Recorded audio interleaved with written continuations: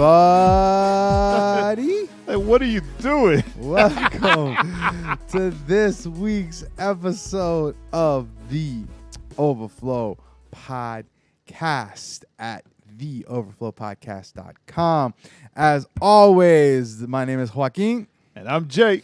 And we are so happy that you are here with us in this moment. We got a lot of stuff to cover. Word. A lot of things have been popping off left and right. Word. We might not get to it all, Word. and that's okay. So, Word. As always, what up, Jay? What's going on? Changes. Uh-oh. Jay's finally becoming a man.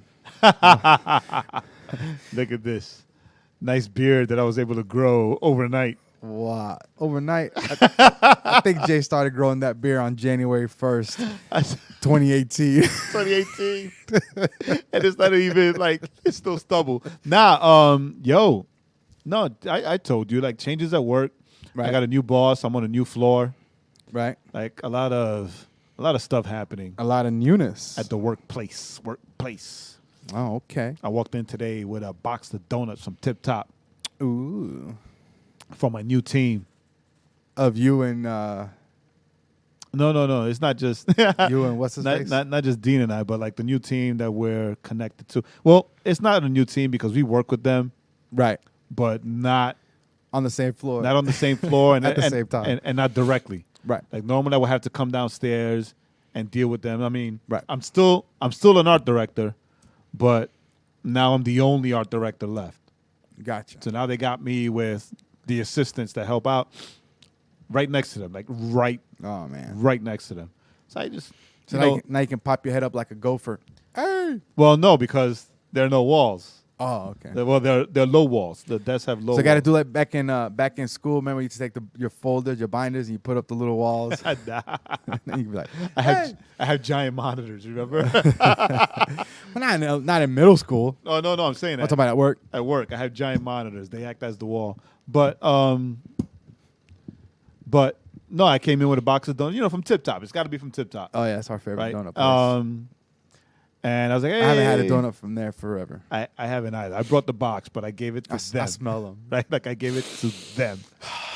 I was like, here you go, Delicious everybody. New week, new week, new Right. Jay, right? Because normally I'm upstairs and I buy the donuts, but I buy it for like the team of other directors. Right.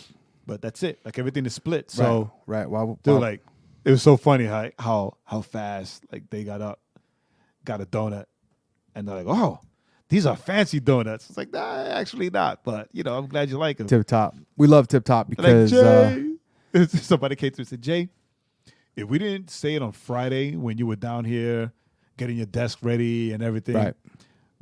we're gonna say it now. Welcome to the third floor.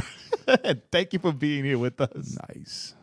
It's amazing what donuts will do. And to think that I bought the donuts as it was as a whose ass am I gonna kiss? I'm don't the know. art director. Well, but you want your underlings to love you. This is true. That's all I'm saying. But the deal is I did it more. I mean, I did it because I wanted to bring them donuts like a nice act. Right. But or an act of good virtue. Whoa. But I also wanted to cover the fact that I was like almost an hour late because of traffic and the bad accident on 75. Yeah, that would do it. It's like, hey, really? First day and you're already late? Look, And here's like, donuts. Here's donuts. You should start you should have just walked in and just started throwing the donut holes out of them. You get a donut. You get a donut. You'd be like, hey guys, I got a secret. And I also brought in a box of Bustelo K-Cups. Oh, okay. Because my area now has got a fancy little Keurig. Oh, you got a Keurig. You know what I have in my little area? What?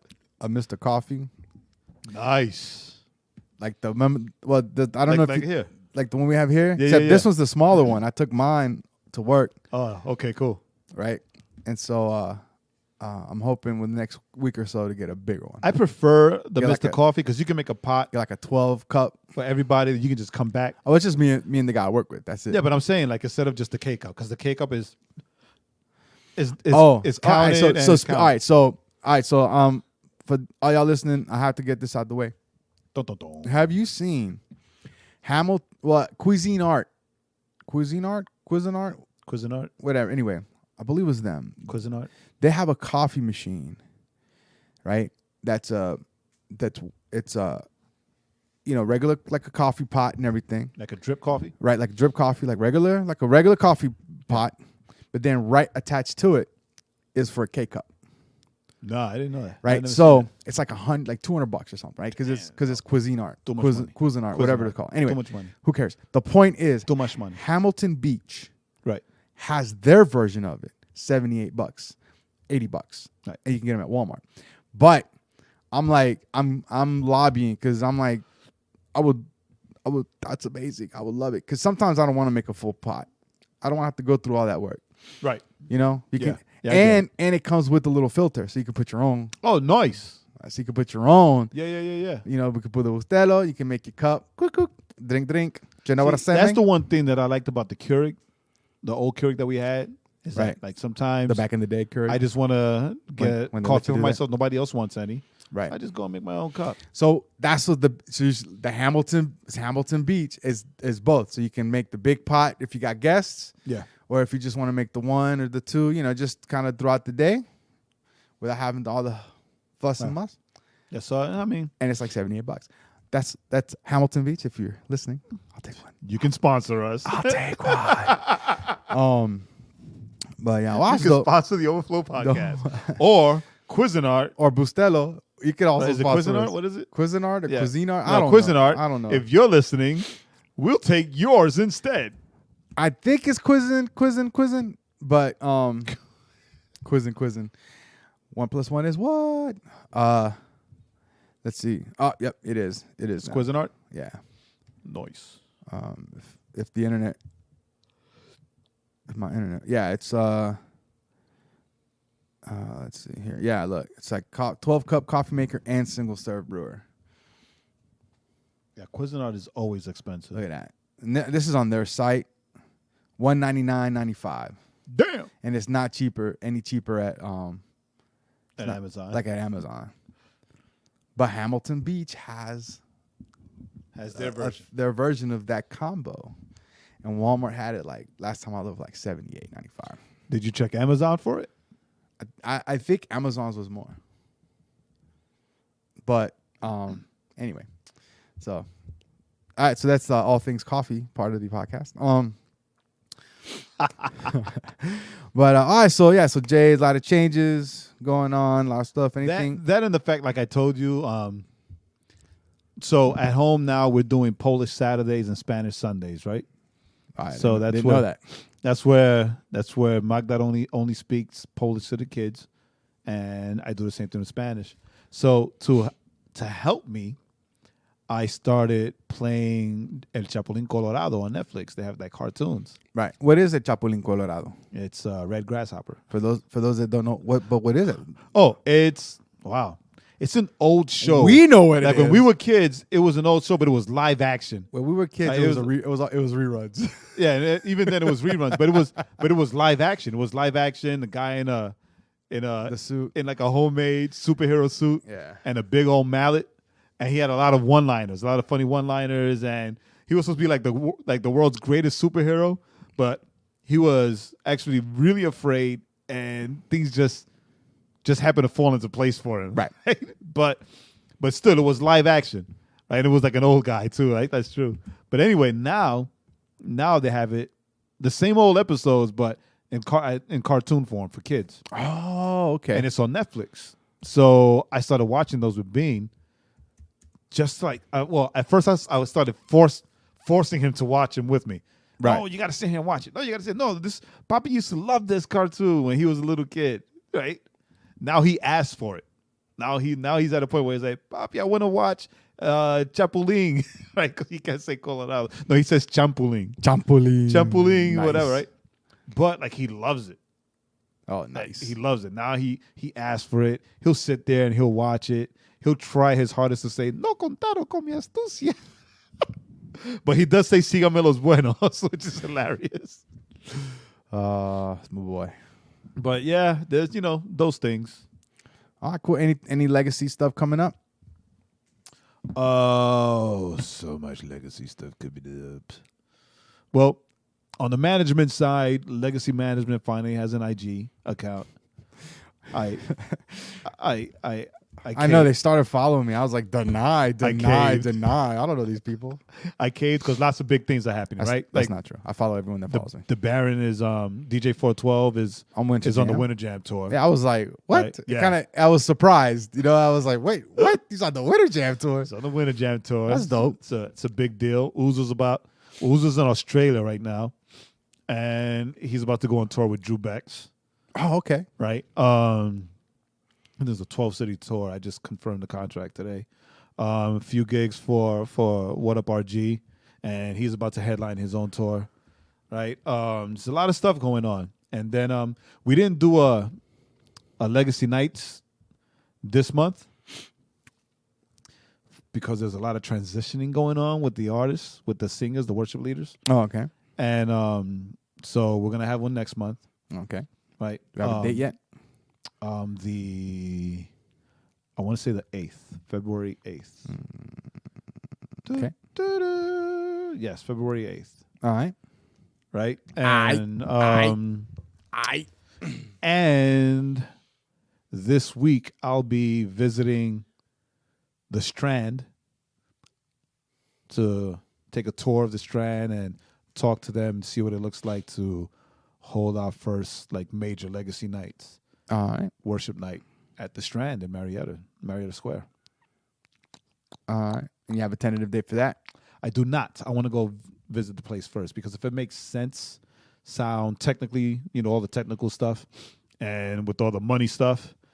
Yeah, I think that would be the biggest. Because the Strand, they were known for holding Christian concerts all the time back in the day. I didn't know that. Yeah, Third Day,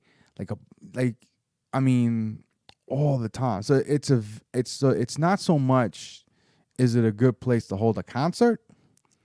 It's how much and getting it filled up. Because I don't know how many seats it has, but it's got to have, I would imagine, no less than 5 maybe? Yeah, it's a little less than 5. A little less than 5. But the great thing about it is whatever the price is, it includes sound, it includes lights. Right. And it includes people to be there and work. And also on weekends, the parking deck across the street is free. Is that still the case? Because I remember reading not too long ago that they were looking at that changing. So no, it's still the case because I double check. There's a church that meets in the Strand Sunday mornings, right, at 10, and I spoke to the pastor there, and he was like, "Yeah, the best thing about being able to tell people to come here Sunday mornings is that the parking deck is free on weekends." Right. So he told me that was a few weeks ago. I talked to him. So yeah. Like I said, we spoke about that. So you told me that. But I was reading about that. That's why I asked him, and he was like, "No, it's still free on weekends. It's got to be triple checked." I think that's so you show up, it's it's free. Why are people paying for parking? Whoops. It's gonna be me standing out there charging people. Not part of Legacy. Yeah, you do that. You don't collect offering because no, you still collect. You still collect offering. That's my side hustle. That's my side hustle. Oh, that's dope. All right. Cool. So there's a bunch of other stuff. But Bean's birthday's coming up. He'll be 4. I'm not ready for that. So that's fun. It's on a Saturday, Sunday day. We're not quite sure yet. We're gonna get that fixed up. You say that on the podcast, like people that listen to us are invited. All right, you guys are invited. It's on a Saturday or Sunday, but we're not telling you the date. You got to figure that out on your own. But the address is 1955 Cypress Creek Road. Cypress Hill. Insane in the membrane. So, all right. So there's a couple of stuff I want us to kind of hit real quick as we jump into what we're going to be talking about. I don't I don't think Hamilton Beach makes one. Yeah, they do. I just pulled it up. Oh, did you? Yeah, I'll send it to you later. Oh, I found it. Yeah, yeah. You can pay $100 for the thermal carafe, and it's $100.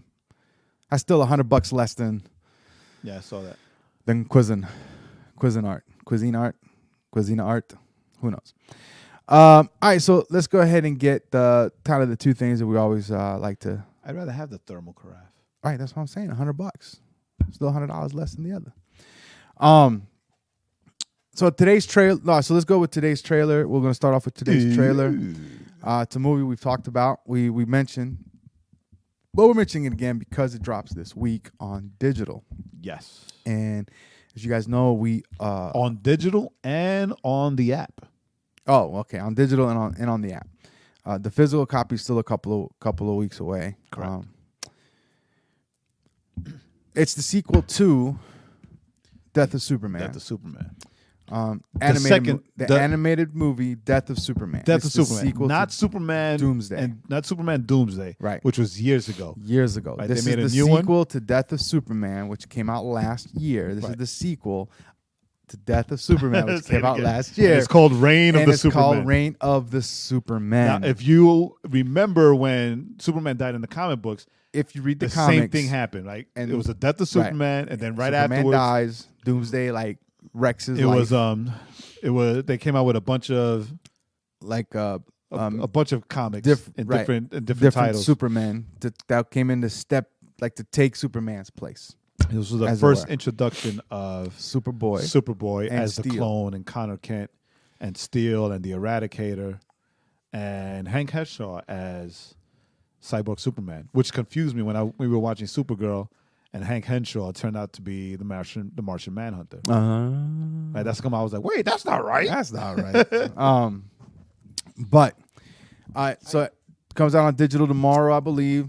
So it'll be out on digital this week. If you're into animated movies, into the animated, it comes out on digital, and it comes out on the DC Universe app. So if you have the app, as I do, as Jay does, then you'll be able to see it tomorrow too. Be able to see it tomorrow. So that's a good thing. So I know what I'm doing tomorrow night when after I put the kids to sleep. I know what I got things to do tomorrow. So check it out. Like I said, DC. The animated movies. The DC animated movies are so amazing, bonkers. Like there are more good. They are more good. More you good. Actually said that. Was that? You actually said they're more good. There are more good. No, there are more good DC movies than DC animated movies than bad. I'm struggling with English this week. By the way, of the DC animated movies, many of them all right, are better. DC makes better animated movies than regular movies. Right. Even though Aquaman hit $1 billion. Yo, Aquaman was dope. Though. Aquaman hit $1 billion. Aquaman said, what, woohoo. And Aquaman got displaced from first place this week by the new Kevin Hart movie, The Upside. Or the Underside. Yeah, The Upside. The Upside, yeah. Really? Yeah. Wow. Yeah. Which, I mean... Impressive. Aquaman's has had a pretty good run. Well, so. from what I understand, this isn't your typical Kevin Hart movie. So no, it's not. It's based on a French movie, which I saw. Right, really good. Isn't the French movie? The French movie is on Netflix, right? It's like The Untouchable. Sure. Yeah, and it's an R-rated movie. I don't remember. Yeah, the French movie, the French movie is R-rated. But I don't remember there being anything that was R-rated in that movie. Yeah, it's probably just because it's French. And I think it's called The Untouchable. Yeah, it is called The Untouchable. Very good. The French movie is very, very good. So if it is on Netflix, you're on Netflix, go watch it. It's really good. And as far as I remember, I think it might have been rated R because of language. Yeah, probably. I don't remember there being any like nudity or sex stuff. But it's a while back since I watched it. So Reign of Superman, check that out. And then this week's song of the week. I just ran across it earlier today. I really liked it. I sent it to Jay. He concurred. I concurred. It is called 814 by Isla Vista Worship. I like how you say Isla Vista. Isla Vista Worship. I did that on purpose Because I always like to say Isla Vista, and you're always like, it's Isla Vista. And then we get into this whole thing, and I'm just like, whatever. It's California Spanish, so it doesn't count. So check it out. There's a lyric video. The lyric video was very dope, I thought. So we'll have it up. You can check the song out. 814 Isla Vista Worship. Great song. It's got a really cool kind of like almost like 90s, like 90s like neo soul, like a 90s neo funk vibe. Neo really soul pop. Yeah, it's very dope. It's definitely a song that you could crank up and really just play it loud because it's if that's it's your really thing. fun. All right, so and if it's not your thing, it needs to be because If it's not your thing, then make it your thing. All right, so you know what? We're gonna skip. All right, so I'm just gonna say this. Oh, that's what we're doing? Nah, you know what? Nah, let's skip that one. That one's too easy. All right, so there's two things. I mean, it is. We're just gonna be like whatever. Yeah, word. So there's an article on church leaders that came out today. Hold on. Thinking about that other thing, is I never heard of any of his movies anyway, so he doesn't matter. Oh, so now we got kind of talking. So basically, the one article we were going to talk about was this Hollywood director on Twitter whines about having children, and so this conservative commentator by the name of Matt Walsh kind of went after him on. You've seen you know what movies he's done. Warcraft. The movie Warcraft, which is based on the video game. I didn't see Warcraft. I never played the game, so I had no attachment. I watched it because his fantasy was dumb. His big movie's Moon that he did with it's got that actor that's really good. It's a good character actor. I can't think of his name. No one cares. Wait, Moon with the guy from New York? The guy from New York. Yeah, I'm trying to remember his name. Can you the redhead, the ginger? No. No? Okay. No. Can you narrow it down? The guy from New York. Like his name, like I just brain farted. Yeah. But anywho, the guy complained about it's a weird thing. He kind of complained about having kids. And he didn't complain about having kids. He complained saying like that his kids are horrible, that they suck, and that and they probably do. They're crappy kids that he wishes that they didn't exist. Sometimes whatever. It wasn't even like a sometimes. Because as a dad, we all get that sometimes. I don't, because I hate kids. I don't have my own. That's why I don't have kids. Dude, like he went off. But anyway, I don't hate kids. I love kids. Whatever. I love kids. Whatever. No, I love kids. No, I know that. I'm talking about. No, I'm just saying. I just said I hated kids. I don't want people thinking that I hate kids. I hate your kids. I love my kids. My kids are, invisible, non-existent kids. They're very well behaved. Very well behaved kids. My kids very well behaved kids. My kids make Sebastian look like a monster because they're so well behaved. I love Sebastian. So well behaved. That's my boy. Sometimes you gotta like look around because it's almost like they're not even there. They're so quiet. They're so well behaved. It's like, hey, kids are so quiet. Yeah, my kids like to play by themselves. They're little introverts. Anyway, but yeah. So it's kind of a dumb controversy, really. What's funny is that Matt Walsh kind of went after him, and then people went after Matt Walsh, and there's a whole like thing. Always. I think people go after Matt Walsh just because he makes it so easy. Because he comes hard. Yeah, he does. All right, but this was really the more interesting article. So I sent Jay this article because I thought it was cool. Since we're looking at 2019, today we're going to be talking. We're going to have a continuation of kind of what we've been talking about as we're stepping into. As we keep moving forward in this new year.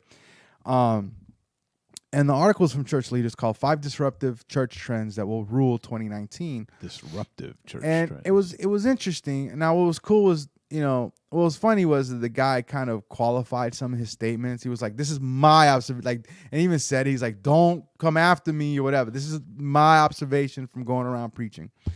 But the 5 things are kind of they kind of make sense.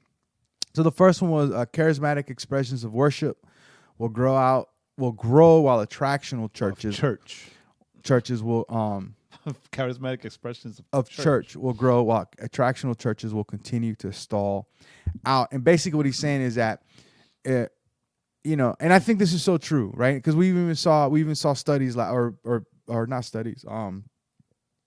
What do they call Surveys. Surveys. They kind of were pointing in this direction anyway. Yep. And basically, the point is that it's not about charismatic theology, but it's about worship being about worship. People connecting to worship, participating in worship. Preachers speaking from speaking to the heart, like preaching heart, not just head. To the heart, not just head.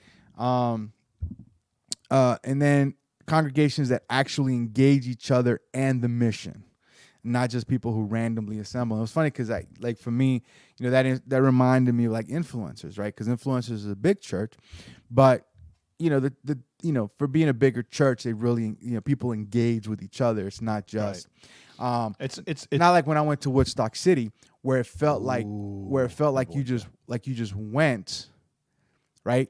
Like I walked in, nobody said anything to me. I walked out, ain't nobody said nothing to me. So there wasn't that engagement, right? Wow.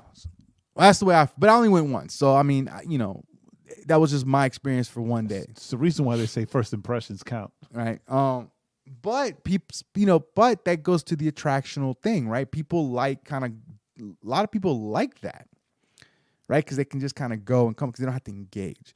And so one of the things he's saying is that this is changing, right? People want to engage more and more. So these churches that are just about being relevant and trying to attract people are going to be going that way. What's the second one? People want to connect. Yeah, I have the second one there. Online church will evolve to become a front door and side door, not a back door. This one threw me for a loop because we've had these discussions. Yeah. Matter of fact, we talked about Judah Smith. Judah Smith's app. That I have. I went through puberty again. That I have, like I have it again, and I have it.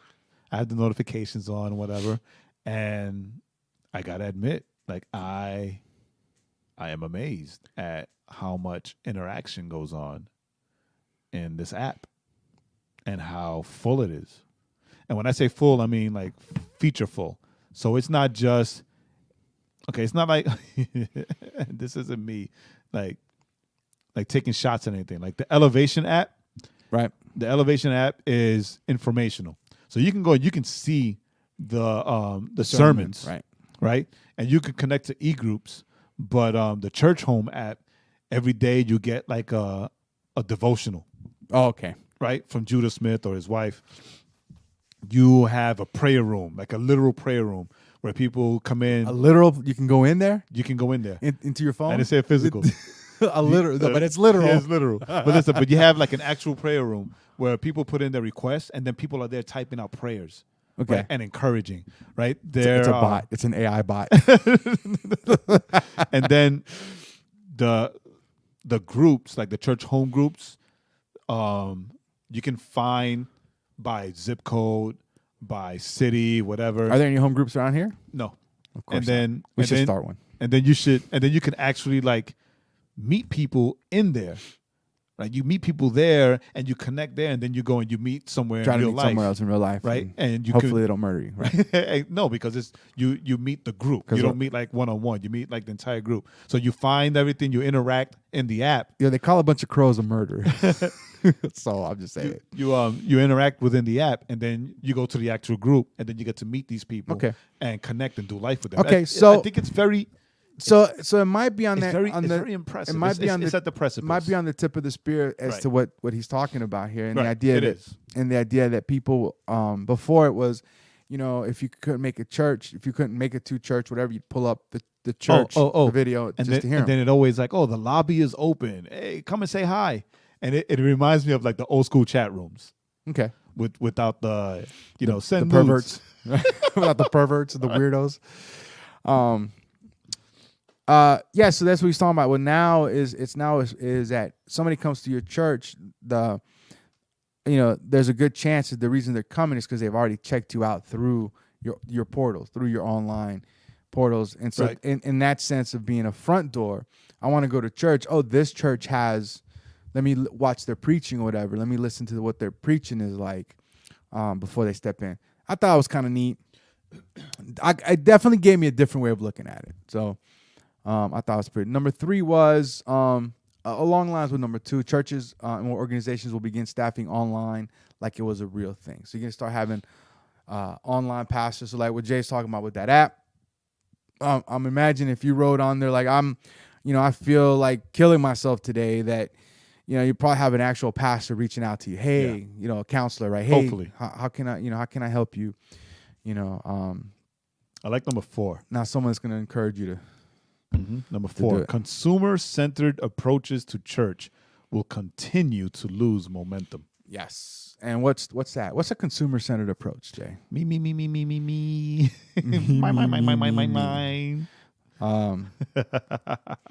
Right. So in the article, so this stems from the 80s, right? So when you had like Willow Creek, because Willow Creek up in Chicago was really the first ones to do this, where they kind of applied a more consumer like, what can we provide to bring people in, right? So people will come like shopping. So that's kind of the mentality. What programs, what Right. outreaches, what right, to attract fancy things can we put on our window? To attract people in. Now, that's not to say, because a lot of people did come to God in that way. But like anything, what starts off kind of as a kind of maybe a good idea, it ends up morphing into, right, something that isn't beneficial to the body or beneficial to people, because now, right, it falls into when people go from church to church, and it's like, well, how come you haven't found a church home? Well, they're not meeting the things I need, which is how, which is how we look. That's how we buy a car. Right. And that's then how we buy houses. the thing is that now with the internet and with apps and with streaming and all that, it's very easy for you to nitpick, right, with the tool, with the device that's in your hand, right? Like on my phone, I've got Lifestyle Christianity with Todd White. I have the Elevation app. I have the Village, right? Jesus Culture, right? Podcasts, all that. There's so many things that Church Home app but the Church Home app I'm just studying. Right. So yeah. So I mean that's the thing. So the idea of consumer Christianity, being a approach where churches are marketing to you. And what happens, right? You're marketing, you're cool, you're relevant, you're hip, you're like, oh, we got the coolest worship guys, come and listen to our worship music because it's the coolest worship music or whatever. And it's not about engagement. Yeah. There's no connection. And then number 5, which was, it was interesting. I don't know. I wasn't quite sure what to think about. What was number 5, Jay? You got it there. Yeah, you will no longer be able to get away with a bad workplace culture. And I'm not quite sure what to think. I mean, we're not staffed in this. This one felt more like for people that work in churches. This is the way I kind of point out. I kind of took it. Just pointed out, I mean, with the whole Me Too movement, remember? Right. Like, then like people started talking out about like all the stuff they suffered at church, mainly women, right? So, well, unless you're in the Catholic Church and it was mainly boys. Yeah, but they weren't a part of the Me Too movement, right? That was this priest raped me movement. I don't know if there was a name for that, but like a lot of women were talking about how, well, like that one pastor, right, who like, was with the little girl, but then he didn't get fired, right, because he confessed it to the church. Not little girl as a young girl, like the teenage girl. Yeah, I don't really remember the thing of it, but like it was like, oh, he didn't get punished, nothing happened to him. They applauded him for his bravery by saying it before it came out, but then they like attacked the woman who confessed it, right? So like things like that won't be tolerated anymore. Right. Well, I mean, and even he even talks about just toxic culture, not just in that. So I like what he says. He goes, while sexual safety, dignity, integrity at work are a given, the bad culture problem runs deeper than just sex. Too many church leaders who lead people in the name of God create a team culture that feels nothing like the kingdom of God. Right. Arrogant leadership, selfish manipulations, office politics, gossip, and deceptive maneuvering have killed far more cultures and harmed more people than you can count. And I thought to myself, is he speaking of all churches or just Spanish churches? All churches, because I've seen I've seen that shots in fired. Spanish No, that's everywhere. That's everywhere. and non-Spanish churches. Yeah, that's everywhere. I mean, I just say Spanish church because that's what Jay grew up in. Because I've seen that. I grew up in mostly American churches, and I've seen that too. Like I said, all this has left the body count of people who say they're not done with God, but they're done with church. And so we know those. We've run into a lot of those people, right? Where they're like, well, hey, my issues with the church, So he's air quoting. I'm air quoting with the church, and so it's so that'd be good. I think that that's a good thing. Maybe now people will start kind of stepping up and calling out those things within their church, right? Bodies, so that it doesn't kill the church, so that it doesn't end up harming more people than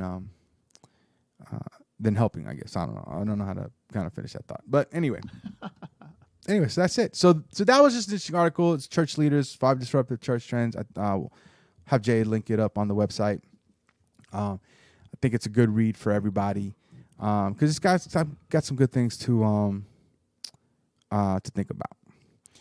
All right. So with all that, Jay had an idea. He posted a little video shouting out that idea. I did on IG. I did. So Jay, what you got? What you got? What was your idea? What you got for us this week? What you thinking about, bruh? You know what we have learned applies to too many VeggieTales. But no, real talk.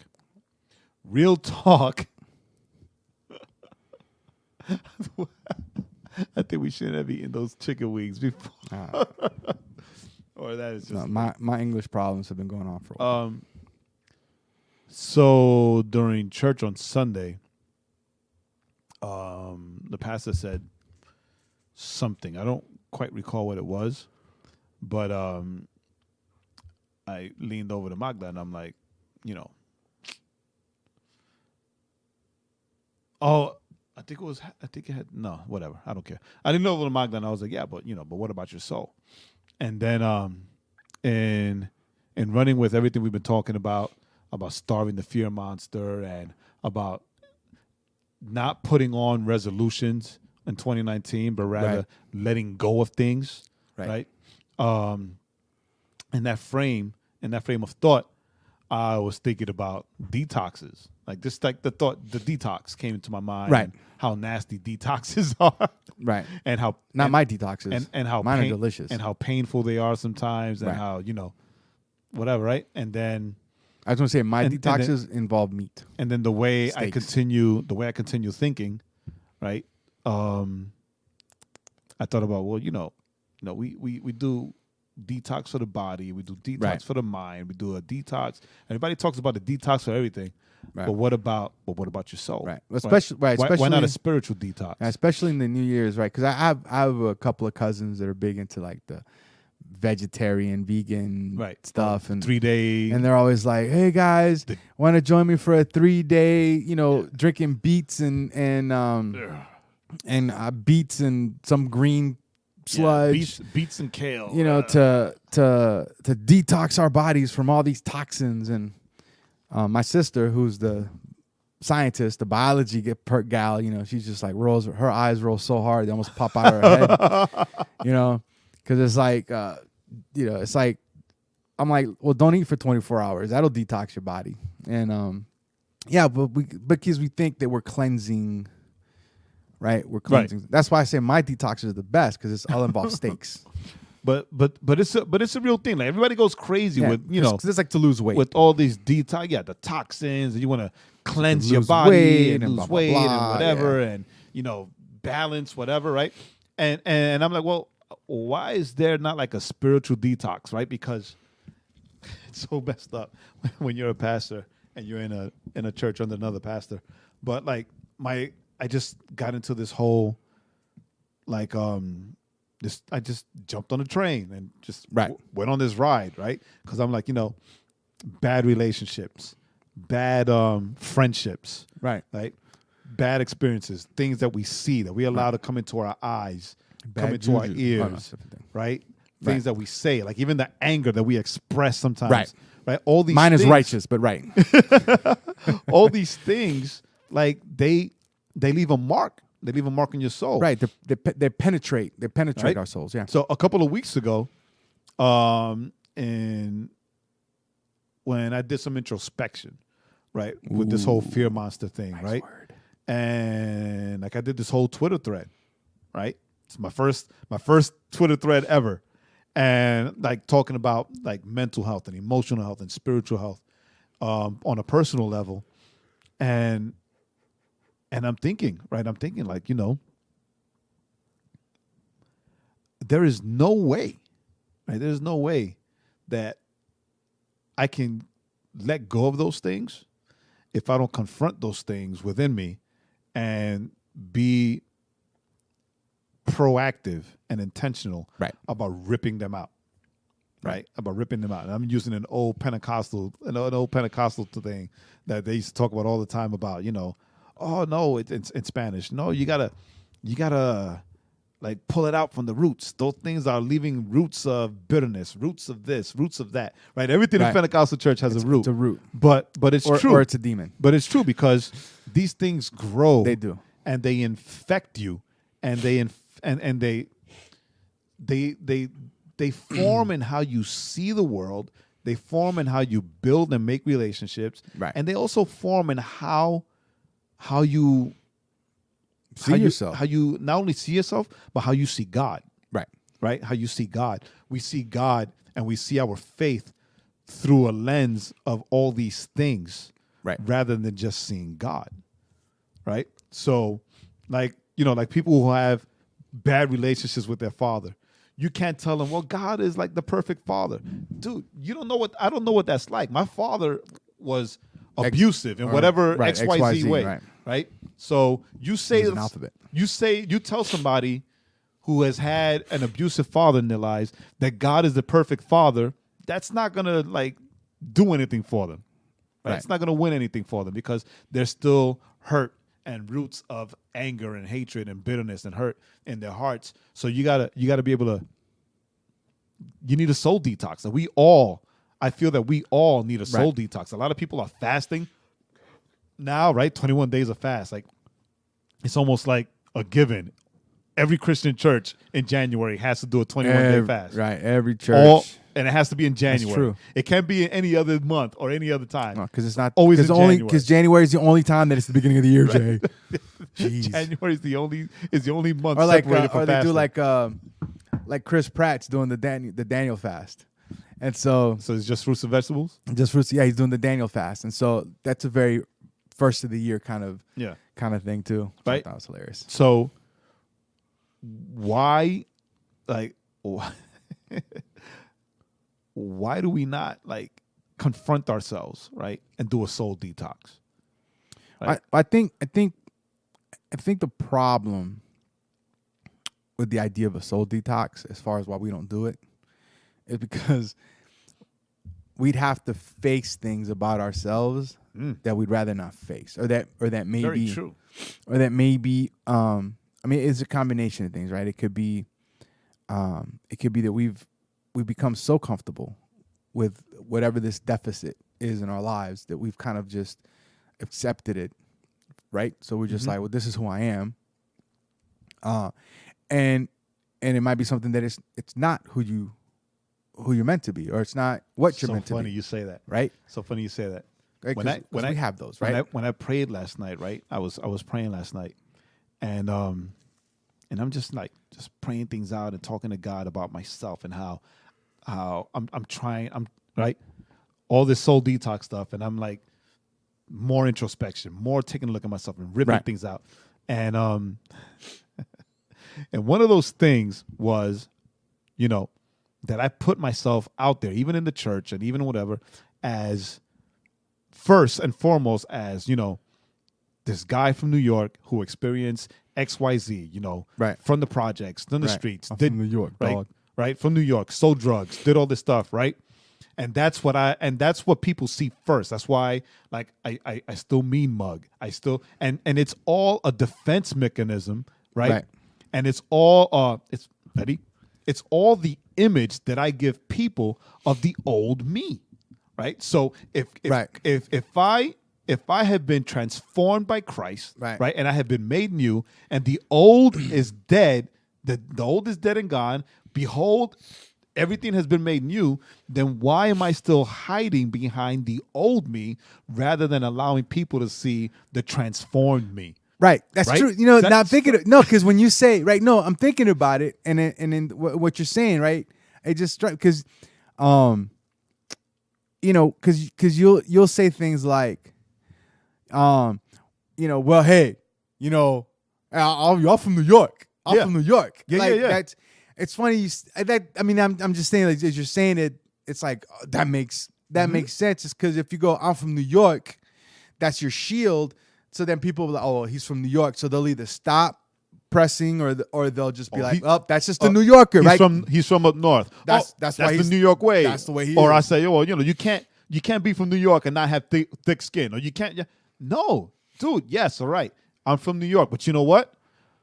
The old me is dead and gone. Behold, God has made all things new. Jay's dragging around this carcass and he keeps throwing up. Yeah, it's not just me. Like in Walking Dead when they would put the skin of the zombies, so the zombies they could could walk through the zombies. Dude, but that's what we all do. So true though, right? Yes. We all do that. We want to be identified by. We want to say that we've been thing. I'm from New York. That we've been made new in Christ, right? But we want to be identified by who we were and not allow people to identify us by who He's made us.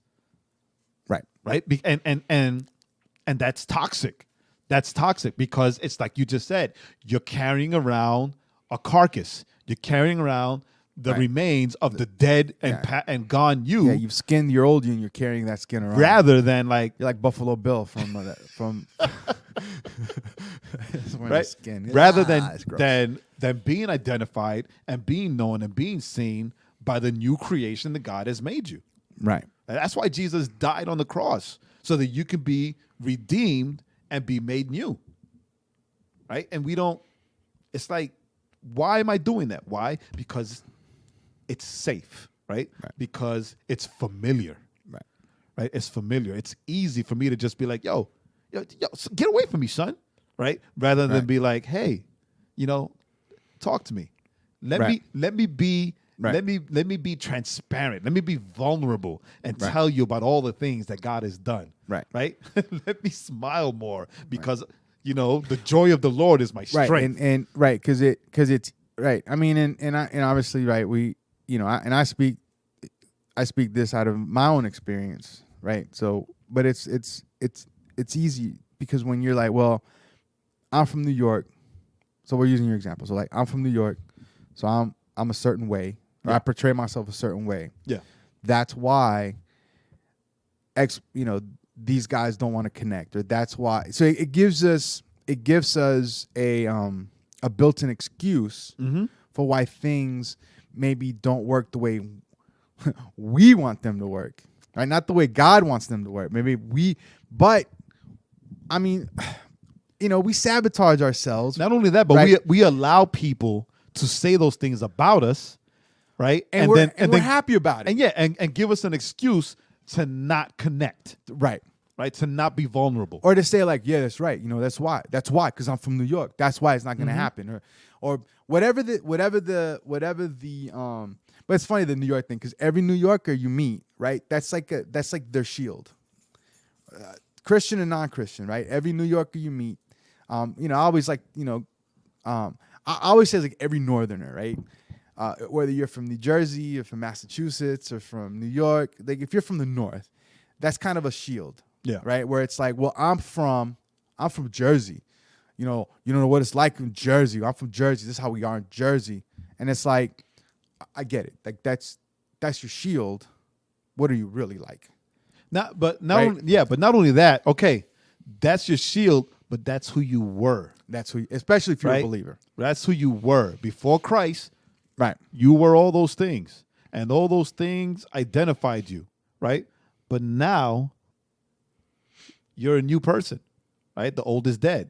right? So- you have been transformed by the renewing of your mind. So if your mind has been renewed, then why are the old thoughts and the old identifiers Right. sticking around? Why are Right. you holding on to the old thoughts and the old identifiers? Right. Or even just what's weird, right? Because might not even be the old thoughts, right? Because in your thoughts might be, for lack of a better way of saying it, might be good, but your identifier Right. is But- still the old, And right? So I mean the old thoughts like, well, this person hurt me, right? Right. So the way I think is all people like them, right. That's are why I gonna don't- hurt me. That's why I don't like New Yorkers. right? All So New Yorkers hurt me. or this girl lied to me, Don't talk to me about all right? This girl, yeah, I'm using you. This girl lied to This me. is not about me, Right? Jay. This girl lied to me. So I'm Right. not going to talk to girls that are like her or look like her or Right. whatever 'Cause they're all liars. because they're all liars. And so I don't talk to girls because they're all liars.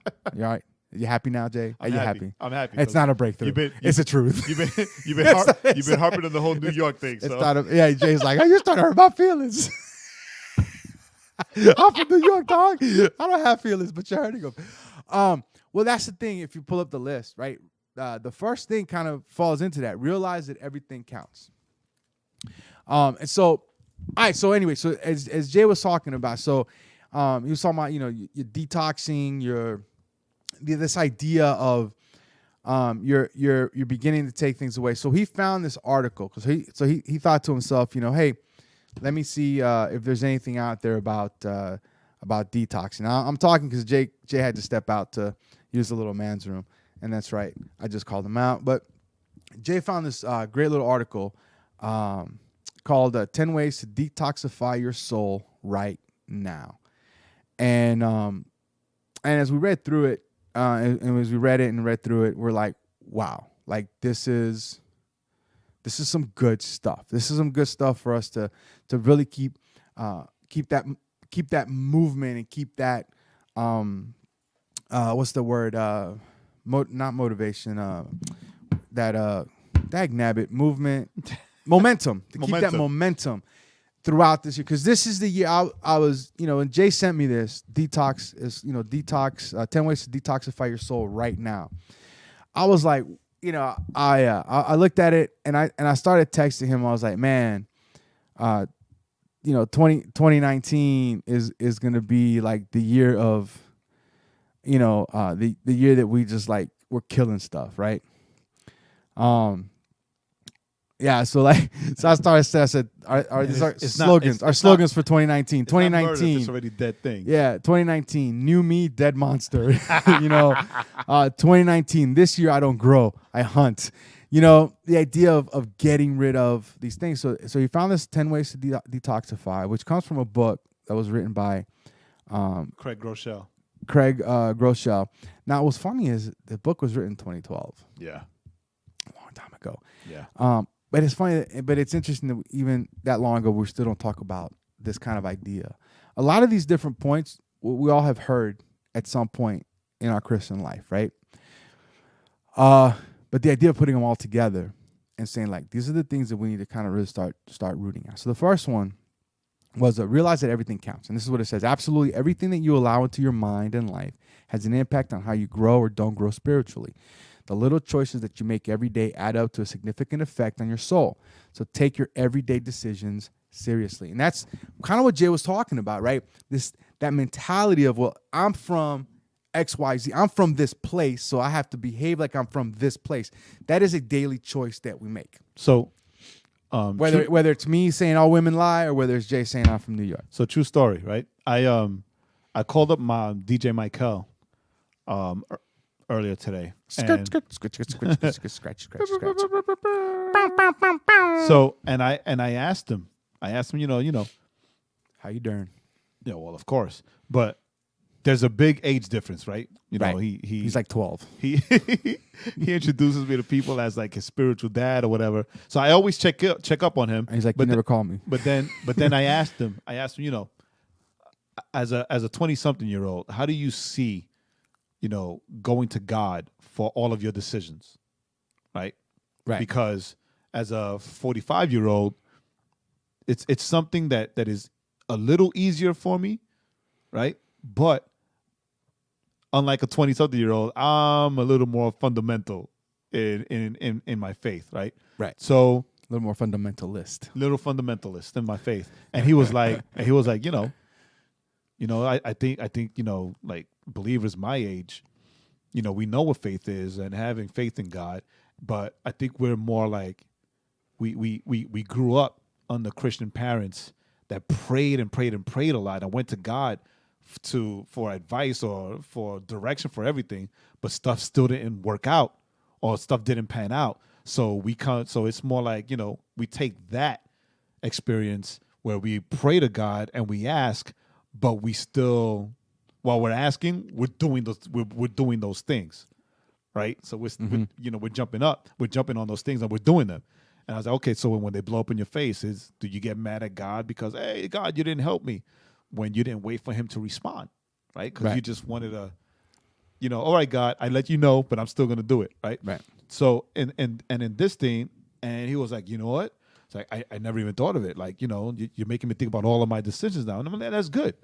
That's good. Because something else that came to mind last night as I was praying was, a lot of times we want to do things for God, right? We want to do things for God, but we don't do things for God. Right. So we want to have ministries. We want to have impact. We want to have influence. But, right, we want to do all these things for God, as far as all these things for the kingdom. But then we don't want to do like the intimate things for God. We don't want to come in and ask him, hey, Lord, can you lead me into all these decisions? Right. I have all these desires. Right. We don't want to come and we don't want to pray. Right. We don't want to separate time to like seek his face, to read his word, all these great things to show an intimate relationship with him. Right. Because, for us, we don't realize that, as this thing says, that everything counts. Right. Right? Every Everything little decision, counts, right. Every decision, every thought, right? I think the scripture says that we to surrender every thought to him. Right. Right. And it's not that we're bad Christians, it's that we're bad in a relationship with God. Right. And that's the thing, right? Every little choice, right? Little choices every day. So the choice of, and this is something like me and Jay talked about, trying to, even for us, try to be better at, right? Like every little thing, like getting up and thanking God for the day. That's a choice. Yeah. Right. It's a little choice. Right. But what happens when you make that little choice, right? You begin the motions to something different, right? Getting up and, I know Pastor Ashley one time was talking about, he'll, like the first part of his day from when he gets up to when he goes to his office, he's just listening to worship music because he's putting himself in that place of worship, right? Worship of God and with God and to God. And he said, he was like, it helps to set his mind for his day. So his day's already begun in a different mindset. I'm going to steal that from you, Pastor Ashley. Right. So little choices. So what little choices are you making? But not just in faith, but little choices in life. Little choices like say that. Like, well, you know what? I want to live healthier.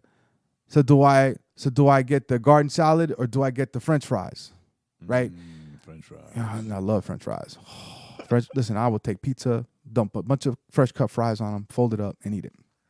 Love it. But is that the choice I need to make, or do I need to get this nice, juicy steak with a salad and broccoli? You always come back to the steak, though. Because steak is the best. Es de Dios, as we like to say. So, but it's choices, right? It's the idea of choices. Even those little choices, how we react to our coworkers, how we react to our bosses, those are the things that build our day. How we react, our spouses, how we react when something happens. I'm the worst at that. Our interactions on social media. So realize that every little choice we make counts.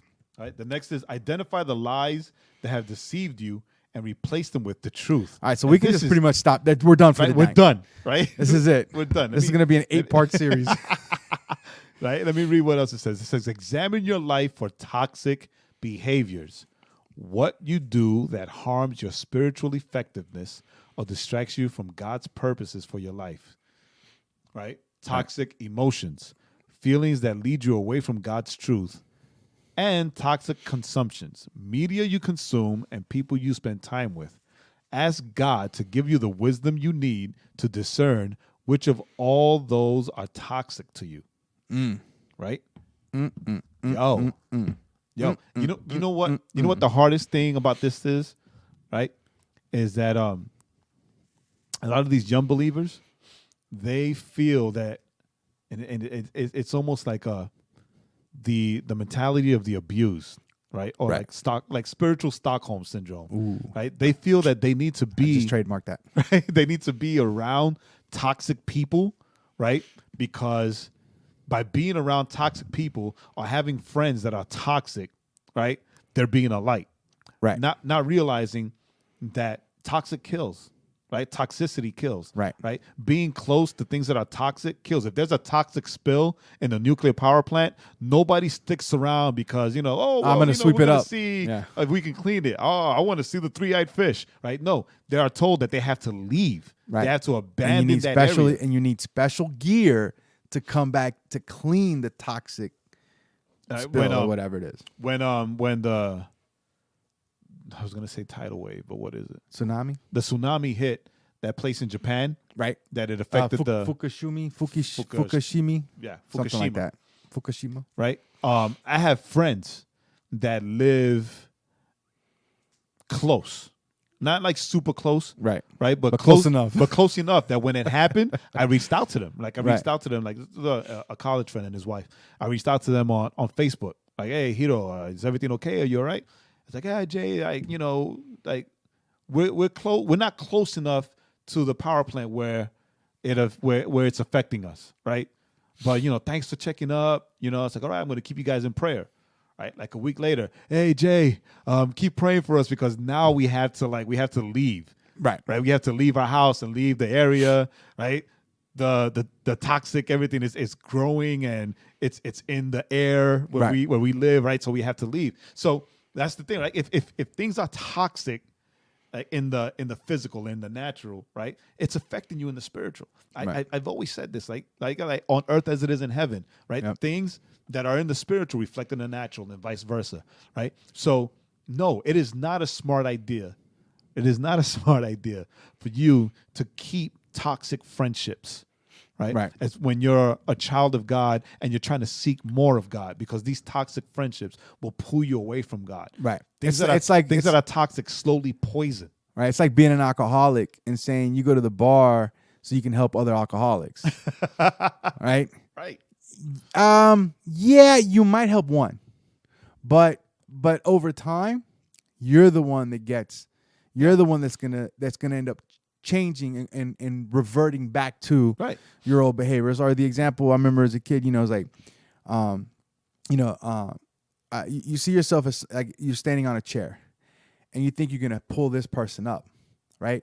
But the reality is if you're standing on a chair and someone grabs you, right, they're going to pull you down more than you're going to pull them up, right? They've got the leverage. They've got everything because you're not in a position that is stable to be able to pull anybody up. Yeah, that's dope. And so that's a dope illustration. And so that's the thing is that, toxic behaviors, emotions, and consumptions. And me and Jay talked about consumptions the other day, about cutting back some of the things we watch, not even because they were bad things, but they were just time consuming. Right. And they were taking us away from just even engaging our surroundings. Dude. Right. People, so when that happens, then that's a toxic thing. People don't know, we record the podcast every single Monday, right? And there are times that I come here straight from work if I'm late. If I leave work late, then I'll come here straight. And there are times where I don't come here straight, right? Although I can. Right. But the trade-off is this. I can come here, I get off work, come straight here and just joke around and BS and waste time with Quinito, right? Or I can go home, I can bathe my kids, because this is what I do. I go home, I help in bathing the kids, but the highlight of going home first is that before bedtime, I get the children's Bible. I read a story from the children's Bible to Bean and Sonia, but she doesn't understand anything, right? I get to pray. We pray together. And we pray the Lord's Prayer together so he can learn it, right? And then we play a little game and I put him to sleep, right? But the best part is that I get to read the stories from the Bible, right, and see his face light up. And then I ask him afterwards, hey, so what do you think What do you think God is telling us, is teaching us from this story? Right. Right. And just to see him fascinated and answering me and like knowing, like he understands and he knows what it is. Right. It's amazing.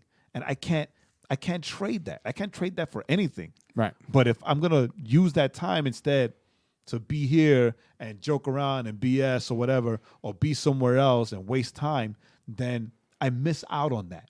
Right. I miss out on that. And that is everything to me every night. Whatever I have to do, even when I have meetings, like sometimes I have meetings during weekdays. I said, well, it has to be like after 8. Let's make a meeting for 9 o'clock, 8:30, 9 o'clock at night, because I have to go home to tuck my kids in. I have to go home to see my kids to sleep. Right. I have to go home and I gotta read Bible stories to them. Like this is my thing. This is what gives me life after a hard day's work. So the idea of behaviors, what are things that are you doing that distract or cause you to not be as effective? What are those emotions? Maybe, maybe anger, jealousy, like those things. And behaviors, behaviors and then consumption.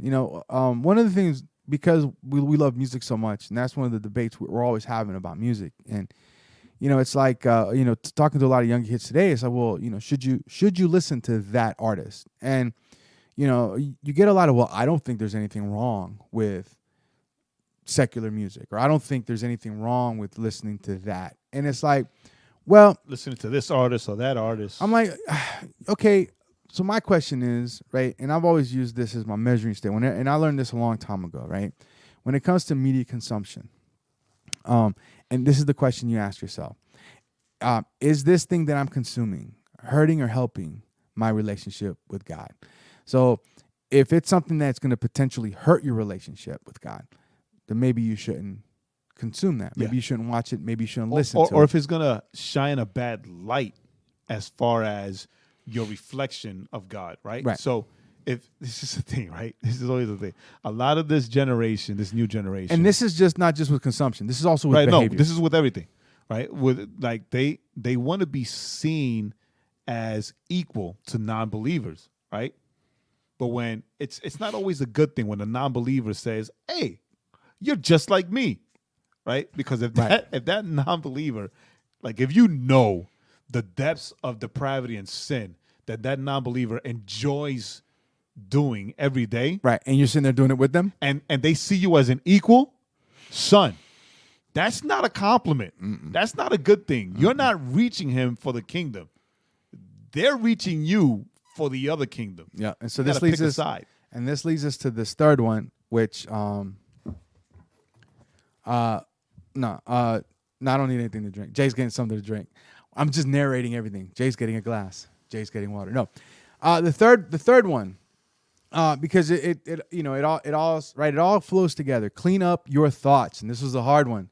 Clean up your thoughts, and this is what it's super thirsty. This is what it says. Since spiritual battles are ultimately either won or lost in the mind, it's crucial to pay attention to what thoughts you focus on. This is a hard one for me. Your thoughts shape what kind of person you become. If you think unhealthy thoughts, you'll become an unhealthy person. If you think healthy thoughts that reflect God's truth, you become more like Jesus. Regularly pray for the ability to view the situations you encounter as God sees them, so you can have the right perspective on them. Every day, ask God to show you which thoughts that enter your mind are unholy and displeasing to Him. Whenever you identify wrong thoughts, take action to replace them with right ones. Choose to focus only on thoughts about what is true, noble, right, pure, lovely, admirable, excellent, or praiseworthy. That's straight from the Bible. Straight from Scripture. Spend time meditating on God's wonderful qualities. The more you think about God, the more peace will enter your mind. And I think this is one of those that I know for a fact that me and Jay both deal with, right? We struggle with how we talk about ourselves. Listen, how we view ourselves. How we talk about ourselves and how we view ourselves. Listen, I'm the worst at it, right? I'm not gonna argue that. I'm not expecting you to. I mean, I had I think Marve asked me one time, asked me a question about why I couldn't. Somebody asked me, might have been Marve. Marve tends to ask me questions that make me very uncomfortable. But I remember saying to this person, I was like, I said, listen, I don't like myself. Right? I don't like myself very much. And that's why I can't see myself as being A, B, C, or D, right? Because I have a dislike for myself. See, those are the thoughts, right? Those are the thoughts that I deal with. Those are the thoughts that I struggle with, right? Yeah. It all stems from the fact I don't like myself very much. I mean, I know I'm a good person. I know I'm a nice guy. I'm a funny dude, whatever. But because of how I view myself, and that's the struggle, right? That's probably my number one struggle. It's funny, right? Because this one and the next one. I have. It's so funny. I don't have bad thoughts of myself, right, or view myself like negatively or poorly, right, when it's just me, right? But when it's in my marriage, right, I'll have bad thoughts of myself on how I feel or I think like Magda sees me, right, or how she considers me, which I'm wrong 100% of the time, right. But a failed marriage will do that to you, right, or failed relationships will do that to you. But and also, I have bad thoughts on or negative thoughts on how I feel other people see me or take me, right? Like they don't take me seriously because it's me. Right. They see me because I'm from New York. Because it's me. No, it's because right. yeah. Like a lot of things, I mean, our views on ourselves always come from the things that are told to us by other people. Right. Or the experiences that we've had from other people. Right. So I think I expressed this last week. Like when people from the church I grew up in put me through Bible college, whatever, when they tell me stuff, like when I've always hear, well, you're just a troublemaker. You're just right. God can't you internalize that. God won't you? Yeah, a lot. And then with the marriage, like my ex-wife, everything was like, oh, well, I don't understand why she's with you or how she's with you because you're a horrible person, you're a horrible husband, right. Or like you do. So that's why, like on both sides, that's how I view it. Right. Right. And on the marriage part, now I'm wrong 100% of the time. I'm still not sure about the other side of how other people view me, especially when I try to do so much and I try to help with ministry and whatever, and it's like, no. It's like no. It's like but it's difficult for us. It's difficult for us to see and judge people by their heart when we're dealing with other people. So it makes it even more difficult, I believe, for us to like judge ourselves or see ourselves or see our own hearts. Right. Because hey, God doesn't judge the out, he judges the heart. But, a lot of people say it, but even when they say it, they know they're not practicing it. Right. Like remember with the whole church plant thing, right? Oh, you've been divorced. Oh, well, we don't know. We're going to have conversations about that. We're not saying that God doesn't use you, but, we still have to have conversations about that. Those are mixed messages, dude. Right. What are you saying right now? Right. And that's the thing, right? We got to be careful when we say God judges the heart, not the outside, because the word does tell us that, right? What's on the inside is what flows out, right? So we're going to go ahead and stop right there. We're going to continue this next week because we still got a whole lot to cover. But these three things for us, all of us, to think about for this week, right? Making being aware of all the little choices we're making throughout our day. Everything counts. Making sure that we're examining our behaviors, our emotions, and our consumptions, and saying, "Hey, which of these things do I need to stop doing?" Right. And then, and it's not to completely stop everything. It's just like replacing bad behaviors with good behaviors, right. Bad habits with good habits, or just completely replace. Sometimes you just got to completely cut away, or just completely stop. And then the last one is the third one we talked about was just the your thought shape what kind of person you become. And so what kind of thoughts are we gonna allow in our heads? And then when those are bad thoughts, and we know those are bad thoughts, how then do we shift those bad thoughts and say, "Shoo, bad thought, get away." And I do like myself because God loves me.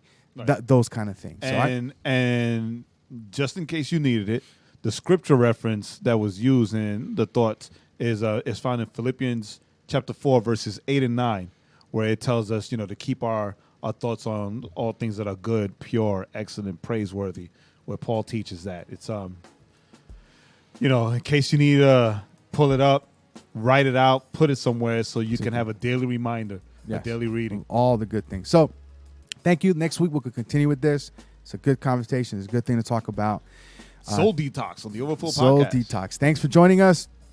Remember, theoverflowpodcast.com. Subscribe, and the music, the articles, and all that will be there.